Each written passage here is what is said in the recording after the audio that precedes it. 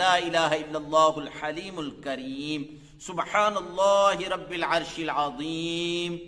الحمد للہ رب العالمین، اسألک موجبات رحمتک وعزائم مغفرتک والغنیمة من كل بر والسلامة من كل إثم، لا تدع لي ذنبا إلا غفرته ولا هما إلا فرجته ولا حاجة هي لك رضا إلا قضيتها يا